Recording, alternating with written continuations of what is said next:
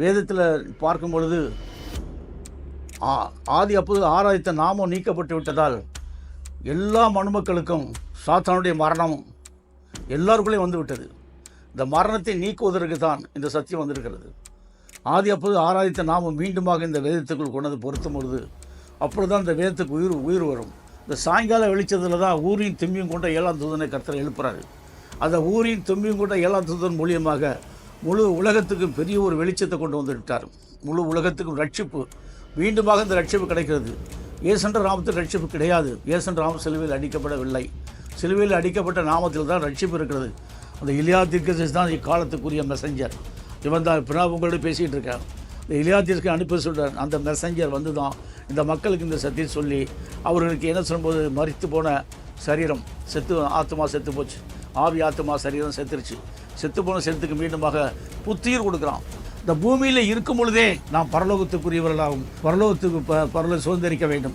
அப்பேற்பட்ட ஒரு சத்தியத்தை இப்பொழுது கர்த்தர் என் மூலியமாக உங்களுக்கு சொல்லியிருக்கிறார். அது எதற்குள்ளாக மறைந்திருக்குது என்றால் ஆதி அப்போஸ்தலர் விட்டு சென்ற நாமும் திரும்ப இந்த பூமிக்கு ஆராதனை ஸ்தலமாக இந்த பூமிக்கு கொண்டு வரும். ஆதி அப்போஸ்தலர்கள் எந்த நாமத்தை ஆராதித்தார்கள் என்றால் கிறிஸ்து பிரணோபுடைய நாமத்தை ஆராதித்தார்கள். அந்த இயேசுன்ற நாமத்தை அவர்கள் ஆராதிக்கவில்லை. ஆதி அப்போஸ்தலர்கள் இயேசுன்ற நாமம் தெரியாது. அப்படின்னு சொல்லுவாங்க. அந்த நாமத்தை திரும்ப கொண்டு வரும் பொழுது எனக்கு திரும்ப அந்த நாமத்தை கொண்டு வந்து இந்த பூமியிலே ஆதி அப்போது ஆராதித்த நாமத்தில் ஞானஸ்தானம் கொடுத்து அவர் ராபோஜனம் கொடுக்கும் பொழுது இந்த ஆவியாத்மா சரீரத்துக்கு உயிர் வந்துடுது. அது தள்ளப்பட்ட ஆவிகள் பிசாசின் கிரிகள் முற்றிலுமாக அழிஞ்சு போச்சு.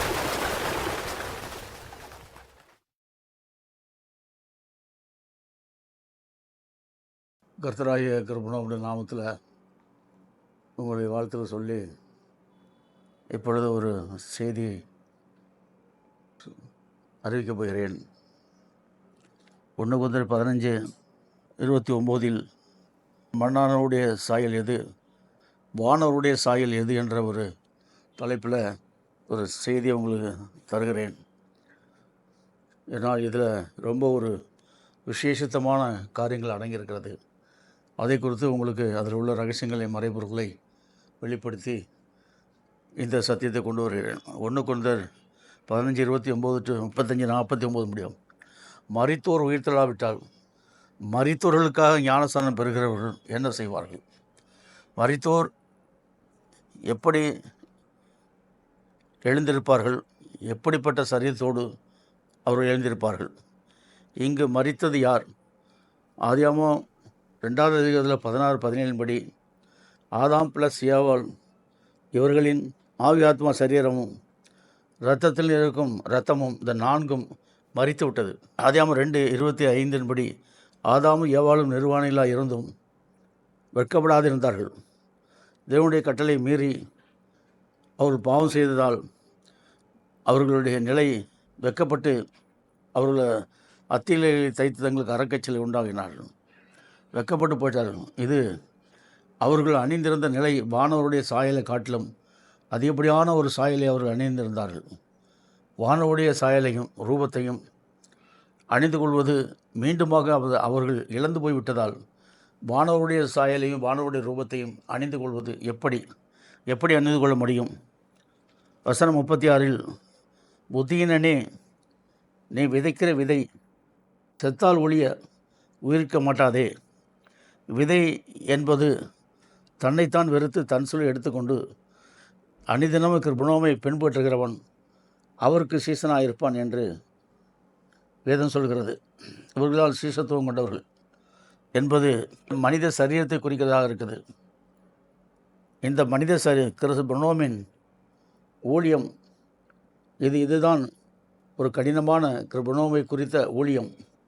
கிறிஸ்து பிரணோமின் ஊழியமாகிய நல்ல நிலத்தில் ஒவ்வொரு ஆவியாத்மா சரீரம் விதைக்கப்படும் பொழுது அந்த ஆவியாத்மா சரீரமாகிய விதை எப்படி செயல்பட்டு தன்னைத்தான் வெறுத்து அநேக விதைகளை கூட்டி சேர்த்து மேற்படியான இந்த சத்தியத்தில் வளர்த்து அந்த விதைகளாகிய ஆவியாத்மா சரீரத்தை மேற்படியான கிறிஸ்து பிரணோம் என்ற நாமமாகிய நல்ல நிலத்தில் விதைக்க வேண்டும். இவர்களுக்கு சமய வாய்த்தாலும் வாய்க்காவிட்டாலும் வசனமாகிய சத்தியத்தை பகுத்து போதித்து ஒவ்வொரு ஆத்மாவுக்காகவும் மேற்படியான இருக்கிற பிரணவம் என்ற நல்ல நிலத்தில் இந்த விதைகள் விதைக்கப்படும் பொழுது அழிவுள்ளதாகியது அழியாமையும் சாவுக்கேதுவாய் சாவாமையும் தரித்து கொள்ளும். அது மட்டும் இல்லை, அழிவுள்ளதாகிய இந்த விதை விதைக்கப்படும் பொழுது அழிவில்லாமையை தரித்து கொண்டு எழுந்திருக்கும். கனவீனம் உள்ளதாய் இந்த விதை விதைக்கப்படும் பொழுது கனமுள்ளதாய் எழுந்திருக்கும். பலவீனம் உள்ளதாய் இந்த விதை விதைக்கப்படும் பொழுது பலமுள்ளதாய் எழுந்திருக்கும். ஏன்னா ஒவ்வொரு ஆவியாத்மா சரீரமும் அந்த உணவுடைய நாமத்தில் சத்தியத்தில் விதைக்கப்படும் பொழுது அவைகளுக்கு கிடைக்கக்கூடிய பலன் மிகுதி அதிகமாக இருக்கும், பலமுள்ளதாக எழுந்திருக்கும். ஜென்ம சரீரம் விதைக்கப்படும், ஆவிக்குரிய சரீரம் எழுந்திருக்கும். ஜென்ம சரீரம் உண்டு, ஆவிக்குரிய சரீரம் உண்டு. ஆதாம் முந்தின மனுஷனாகிய ஆதாம் ஜீவாத்மாவானான் என்று எழுதியிருக்கிறது. ஆதியாகமம் 2:7 பிந்தின ஆதாம் உயிர்ப்பிக்கிற ஆவியானவர் என்று வசனம் 4:6 ஆகிலும் ஆவிக்குரிய சரீரம் முந்தின ஜென்ம சரீரமே முந்தினது. முந்தின மனுஷன் பூமியிலிருந்து உண்டான மண்ணானவன், பிந்தின மனுஷன் வானத்திலிருந்து வந்த கர்த்தர். மண்ணானவன் எப்படிப்பட்டவனோ மண்ணானவர்களும் அப்படிப்பட்டவர்களே, வானத்திற்குரியவர் எப்படிப்பட்டவரோ வானத்திற்குரியவர்களும் அப்படிப்பட்டவர்களே. மேலும் மண்ணானவருடைய சாயலை நாம் அணிந்திருக்கிறது போல வானவருடைய சாயலையும் நாம் அணிந்து கொள்வோம். இப்பொழுது வானவருடைய சாயலும் ரூபமும் என்ன? ஆதியாகமத்தில் நீங்கள் பார்த்தீங்கன்னா ஆதியாகமத்தில் 1:26-27 தேவன் பிதாவாகிய தேவன் தன் சாயலிலும் தன் ரூபத்திலும் மனிதனை சிருஷ்டித்தார். தன் சாயலிலும் தன் ரூபத்திலும் தேவ சாயல். ஒவ்வொரு மனிதனும் எப்படி உருவாக்கினார்? தேவ சாயலாகும் தேவ ரூபத்தின்படியும் உருவாக்கினார், சிருஷ்டித்தார். அது பார்த்தீங்கன்னா 27 தேவன் மனுஷனை தம்முடைய சாயலாகவும் சிருஷ்டித்தார், ரூபத்திலும் அவனை தேவ சாயலாகவும் தேவ ரூபத்தின்படி சிருஷ்டித்தார். ஆதியாகமம் 2:16-17 பார்க்கும்போது ஆதியாகமம் 3:1-15 தேவ கட்டளையை மீறி தேவ சாயலையும் தேவ ரூபத்தையும் ஜீவ ஆத்மாவையும் ஷைனா குளோரியையும் இழந்து போய் நிர்வாணிகளாய் போனார்கள். மீண்டுமாக கடந்த 2000 ஆண்டுகளுக்கு முன்பே பிதாவாகிய தேவன் தன்னுடைய சொந்த குமாரனை சிலுவை மரணத்தில் மரித்து பிறக்க செய்த சாயலையும் ரூபத்தையும் மனுமக்களுக்கு தன் சொந்த குமாரனின் நாமத்தினாலே இவர்களுக்கு முழுக்கு ஞானஸ்தானத்தில் பிரணோம் என்ற அந்த நாமத்தில் எடுக்கும் பொழுது மேற்படியான முந்தின ஏவாளும் ஆதாமும் இழந்து போன அந்த ரூபத்தையும் சாயலையும் தரிக்கை செய்து மீண்டுமாக தன் சொந்த குமாரின் மூலியமாக தரிக்கை செய்து ஆதாமை ஏவாளை உயிர்ப்பித்து விட்டார். இந்த உயிர்ப்பித்த நிலை இக்காலத்தில் உள்ள மக்களுக்கு கிடைக்க வேண்டும். அதுக்கு தான் இந்த சத்தியத்தை சொல்கிறது. எனக்கு என்னன்னு கேட்டால், இன்றைக்கு வேதத்தில் பார்க்கும் பொழுது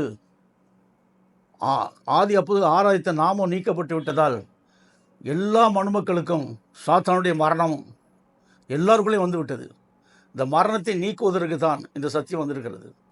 ஆதி அப்போது ஆராய்த்த நாமம் மீண்டுமாக இந்த வேதத்துக்குள் கொண்டது பொருத்தும் பொழுது அப்பொழுது தான் இந்த வேதத்துக்கு உயிர் வரும்.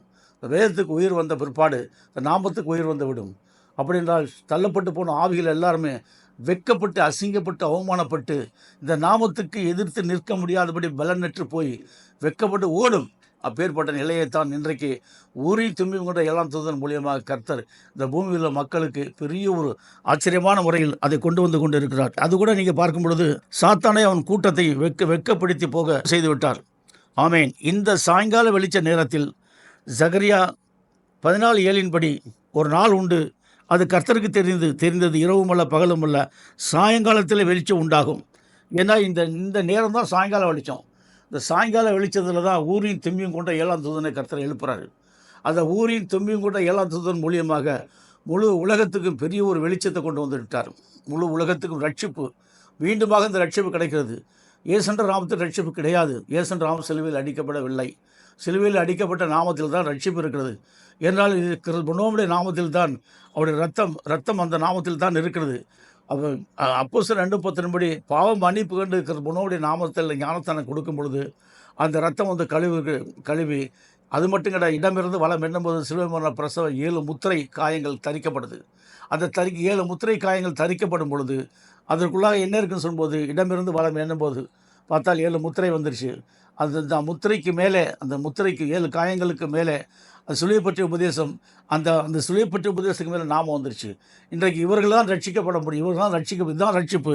இந்த ரட்சிப்பு அருமையானது. ஆகையால் இரவு சாயங்காலத்தில், அதாவது வெளிப்படுதல் 10:6 இனி காலம் செல்லாது, ஆனாலும் தேவன் தம்முடைய ஊழியக்காரராகிய தீர்க்கதரிசி சுவிசேஷம் அறிவித்தபடி 7ஆம் தூதருடைய சத்தத்தின் நாட்களே அவன் எக்காலம் ஊதப்போகிற தேவ ரகசியம் நிறைவேறும். தேவ ரகசியம் என்பது என்ன என்று பார்த்தால், அதை ஏற்கனவே சொல்லியிருக்கேன். வானத்தையும் பூமியும் அதில் உள்ளவைகளையும் சிருஷ்டித்த சதாகாலம் உயிரோடு மேல் ஆணையிட்டு சொன்னான்னு சொல்கிறது. எஸ்றா 2:63, நெகேமியா 7:65, ஊரின் தும்மியும் 80 ஒரு ஆசாரை எழும மட்டும் இவர்கள் மகா பரிசுத்திலே புசிக்க தகாத என்று திருசதா அவர்களுக்கு சொன்னான்னு சொல்லிட்டு சொல்லும்போது, பார்த்தீங்கன்னா அந்த ஊரின் தும்மியும் கொண்ட ஆசாரியன் தான் இந்த சத்தியத்தை கொண்டு வருகிறான். ஏன்னா இழந்து போன அந்த மகிமையை மீண்டுமாக மீட்டு கொண்டு வருகிறான். இந்த ஊரின் தும்பி கொண்ட எல்லாம் தூதன் மூலியமாக தான் என்ன சொல்ற மகா பரிசுத்தம் உள்ளது என்று சொல்லும்போது என்ன சார், கிருபனுடைய மாம்சமும் அவருடைய ரத்தம் தான் மகா பரிசுத்தம் உள்ளது. அவருடைய மாம்சத்தை புசித்த ரத்தத்தை பானம் பண்ணுகிறதுக்கு நித்திய ஜீவன் உண்டு, கடைசி நாள் எழுப்பின்னு சொல்ல பிரகாரம் இன்றைக்கு அந்த 7ஆம் தூதன் வந்திருக்கான். அது சாயங்கால வெளிச்சத்தில் வரும்போது இனி காலம் செல்லாது, தேவன் தம்முடைய தீர்க்கதரிசி சுவிசேஷத்தை அளித்தபடி 7ஆம் தூதரின் சத்தத்தின் நாட்களில் அவன் எக்காலம் ஊத போகிற போது தேவ ரகசியம் என்பது என்ன அப்படின்னு சொல்லும்போது, என்ன தேவ ரகசியம் என்றால் என்ன? இப்போ நான் சொல்லக்கூடிய சத்தியம்தான் தேவ ரகசியம். ஏன்னு சொன்னால், செத்து போன ஆத்மாவுக்கு உயிர் கொடுக்குறது. அதேபடி பார்த்தீங்கன்னா, ஆத்மா செத்து போச்சு, சரீரம் ஆவி ஆத்மா சரீரம் செத்து போன ஆவி ஆத்மா சரீரத்துக்கு மீண்டுமாக உயிர் கொடுத்து, முதல் நிலை ஆதாம் ஏவாளும் எப்படி அது சிருஷ்டிக்கப்படும்போது எந்த நிலையில் இருந்தார்களோ அதை காட்டிலும் 100 மடங்கு, அதை காட்டிலும் 1000 மடங்கு பவர் உள்ள ஒரு சரீரமாக ஆவி ஆத்மா சரீரத்தை, ஏன்னா அவருடைய பிதாவாகி தேவன் தன்னுடைய சொந்த குமாரன் மூலியமாக இந்த மனுமக்களுக்கு கொடுத்து, ஆதாம் ஏவாளை இழந்து போனதை இந்த மனுமக்கள் ஈவா இறக்கமாக தந்திருக்காரு. ஒரு ஆசாரின் எலும்பு மட்டும் மகா பரிசுத்தை புசிக்கதா திருசதா அவருக்கு சொன்னான்னு சொல்லிட்டார். அதுபோல் மல்கியா 4:6 இதோ கர்த்தருடைய பெரிதும் பயங்கரமான நாள் வருவதற்கு முன்னே நான் உங்களிடத்திற்கு எலியா தீர்க்கதரிசியை அனுப்புவேன் என்கிட்ட சொல்கிறார். கர்த்தருடைய பரிசுத்த நாள் எலியா தீர்க்கதரிசியை அனுப்புவேன்னு சொல்லிட்டு, அந்த எலியா தீர்க்கதரிசி தான் இக்காலத்துக்குரிய மெசஞ்சர். இவன் தான் இப்போ நான் உங்களோட பேசிகிட்டு இருக்கேன். இந்த எலியா தீர்க்க அனுப்ப சொல்கிறார். அந்த மெசஞ்சர் வந்து தான் இந்த மக்களுக்கு இந்த சத்தியம் சொல்லி அவர்களுக்கு என்ன சொல்லும்போது, மரித்து போன சரீரம் ஆத்மா செத்து போச்சு, ஆவி ஆத்மா சரீரம் செத்து போன சரீரத்துக்கு மீண்டுமாக புத்துயிர் கொடுக்குறான். புத்துயிர் எப்படி வரும் என்பதை நீங்கள் பார்க்கும்போது, ஏனென்றா தந்திரமான முறையில் அவர்களை பாவம் செய்ய வச்சு மீண்டுமாக விழுந்து போக வச்ச சாத்தானிய கூட்டத்தை அழிப்பதற்கு மீண்டும் அது சாயங்கால வெளிச்ச நேரத்தில் 7ஆம் தூதன் மூலியமாக ஒரு பாக்கியம் கிடைச்சிருக்குது. மல்கியா 4:6 இதோ 5 6வது வசனம், நான் வந்து பூமியை சங்காரத்தில் அடிக்காதபடிக்கு அவன் பிதாக்குள்ள இடத்தை பிள்ளைகளுக்கும் பிள்ளைகளுடைய இடத்தை பிதாக்களுக்கும் திருப்புவான். ஏன்னு கேட்டால், நீங்கள் இப்போ ஆதி அப்போஸ்தலர்கள் தான் என்ன சொல்லும்போது நமக்கு முற்பிதாக்கள். ஆதி அப்போஸ்தலர்கள் எந்த நாமத்தை ஆராதித்தார்களோ அந்த நாமத்தை மீண்டுமாக ஆராதனை ஸ்தலமாக கொண்டு வருவான். ஆதி அப்போஸ்தலர்கள் எந்த நாமத்தை ஆராதித்தார்கள் என்றால், கிறிஸ்து நாமத்தை ஆராதித்தார்கள். அந்த இயேசு நாமத்தை அவர்கள் ஆராதிக்கவில்லை. ஆதி அப்போஸ்தலர்கள் இயேசு நாமம் தெரியாது அப்படின்னு சொல்லுவாங்க. அந்த நாமத்தை திரும்ப கொண்டு வரும் பொழுது, எனக்கு திரும்ப அந்த நாமத்தை கொண்டு வந்து இந்த பூமியில் ஆதி அப்போது ஆராதித்த நாமத்தில் ஞானஸ்தானம் கொடுத்து அவர் ராபோஜனம் கொடுக்கும் பொழுது இந்த ஆவியாத்மா சரீரத்துக்கு உயிர் வந்துடுது. அது தள்ளப்பட்ட ஆவிகள் பிசாசின் கிரிகள் முற்றிலுமாக அழிஞ்சு போச்சு. வெட்கப்பட்டு அவன் இந்த தூதனை எதிர்த்து நிற்க முடியாதபடி இந்த இடமிருந்து வளம் என்னும்போது சிறுமன பிரசவ 7 காய முத்திரையை தரித்து கொண்ட இந்த ஆத்மாக்களை எதிர்த்து நிற்க முடியாதபடி தள்ளப்பட்ட ஆவிகள் எல்லாம் வெட்கப்பட்டு ஓடிவிடும். என்றால் இது வானமடுத்து பொல்லாத சேனைகள். அந்த சேனைகள் தான் இன்றைக்கு, அந்த சேனைகளுக்கு தலைவர் தான் நான் ஏற்கனவே சொல்லியிருக்கேன், ஏசென்ற நாமம். இன்றைக்கு அந்த சேனைகளுக்கு தலைவருடைய நாமத்தை முறிக்கவும், ஏனென்றால் இன்றைக்கு பூமியில் மக்களை காப்பாற்றவும், ஆதி அப்போஸ்தலர்கள் விட்டு சென்ற அந்த நாமத்தை மீண்டுமாக ஆராதனமாக கொண்டு வந்து அந்த நாமத்தில் தான் ரட்சிப்பு உண்டு, இந்த பொன்னோமுடைய நாமத்தில் தான் ரட்சிப்பு இருக்கிறது. ஏன்னா இயேசு நாமத்தில் ரட்சிப்பு கிடையாது, இயேசு நாமத்தை ஆராதிக்கக்கூடாது, இடை சொல்ல வந்த நாமம். ஆகவே ரொம்ப தெளிவாக சொல்கிறார், சாயங்காலம் ரட்சிப்பு உண்டு. அவன் பிதாக்குள்ள இருதயத்தை பிள்ளைகளிடத்திற்கும் பிள்ளைக்குள்ள இருதயத்தை பிதாக்களுக்கும் திருப்புவான். ஆதி அப்போஸ்தலர்கள் தான் நம்மளுக்கு முற்பிதாக்கள், நாம் தான் பிள்ளைகள். ஏன்னா பிதாக்குள்ள இருதயம் எப்படி இருந்தது, யாரை ஆராய்த்தார்கள், எந்த நாமத்தை ஆராதனை செலவாக கொண்டு வந்தார்கள், அந்த நாமத்தை திரும்ப பிள்ளைகள்லாம் நாம் கொண்டு வரும்போது, அப்போ என்ன சொல்லும்போது, இந்த ஊழியத்தை செய்யக்கூடிய அந்த மகத்தான ஊழியக்காரன் வந்து இந்த நாமத்தை சொல்லி ஆராதனை செல்வது உலகம் பூரா இந்த நாமம் காட்டுத்தீயை போல பரவும் பொழுது பிசாசு வெக்கப்பட்டு ஓடி விடுவான். ஏன்னா இந்த நிலைகள் அடங்கிய இருதய திருப்பான், இந்த நிலைகள் அடங்கிய அத்தனை காரியங்களும் வானவருடைய சாயலிலும் ரூபத்திலும் மறைந்துள்ளது. இப்போ நான் சொல்லக்கூடிய எல்லா அனைத்து நிலையிலும் வானவருடைய சாயலை நாம் அணிய வேண்டும்.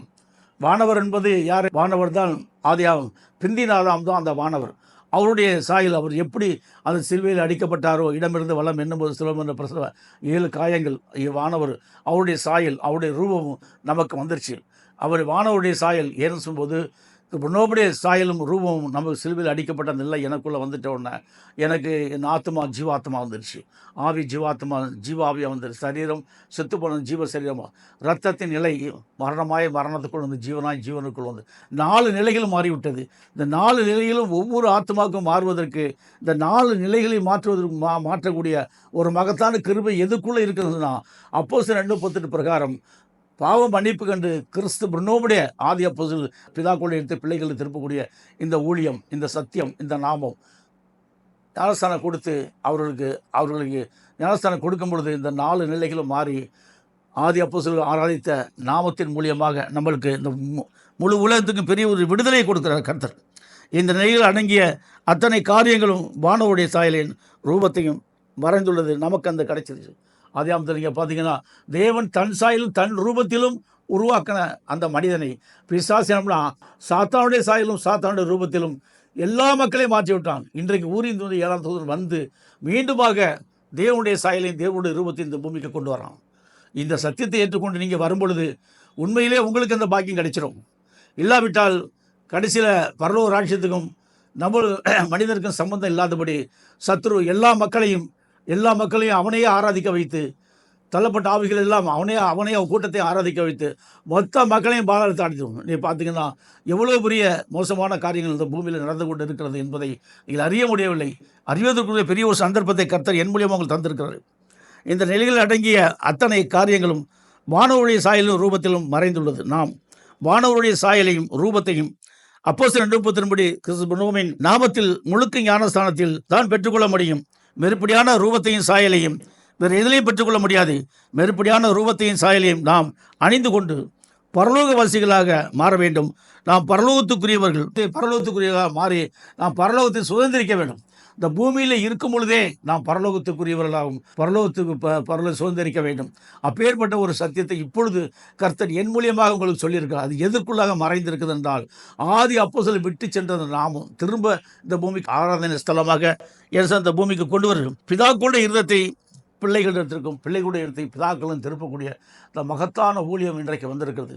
இந்த ஊழியத்திலே ஒவ்வொரு ஆத்மாவும் பங்கு கொண்டு உங்களுடைய ஆவி ஆத்மா சரீரத்தை காப்பாற்றி மற்றவர்களையும் காப்பாற்ற வேண்டும்.